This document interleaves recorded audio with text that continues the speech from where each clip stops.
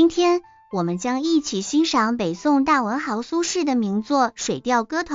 这首词通过对月亮的吟咏，表达了诗人对人生无常的感慨和对美好生活的向往。苏轼在这首词中以豪放的笔触，描绘了他在月下独酌时的思绪和情感，展现了他对人生的深刻理解。现在让我们聆听原诗的朗读，感受词人的心境。明月几时有，把酒问青天。不知天上宫阙，今夕是何年？我欲乘风归去，又恐琼楼玉宇，高处不胜寒。起舞弄清影，何似在人间？转朱阁，低绮户，照无眠。不应有恨，何事长向别时圆？人有悲欢离合，月有阴晴圆缺，此事古难全。但愿人长久，千里共婵娟。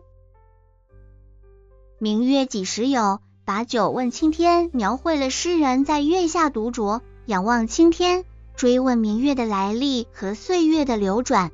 不知天上宫阙，今夕是何年？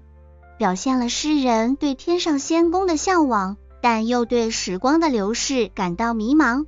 我欲乘风归去，又恐琼楼玉宇，高处不胜寒，描写了诗人想要飞升到月宫，却又害怕高处的寒冷，最终选择留在人间。起舞弄清影，何似在人间？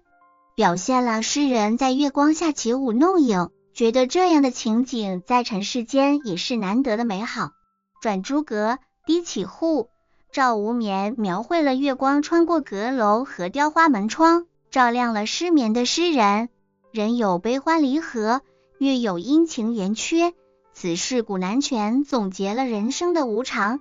悲欢离合和月亮的阴晴圆缺都是自古以来难以完美的事。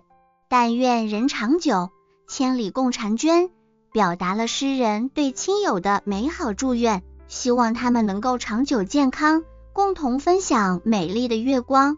苏轼通过这首水调歌头，不仅描绘了月下美景，还表达了他对人生无常的感慨和对亲友的美好祝愿。这首词让我们感受到诗人对生活的深情和对未来的美好期望。这首词短短几句，却展现了诗人对生活的深刻感悟和对亲友的深情祝愿，激励着我们去珍惜眼前的美好时光。感谢您的观看，如果您喜欢我们的内容，请点赞、订阅并分享哦。我们下期再见。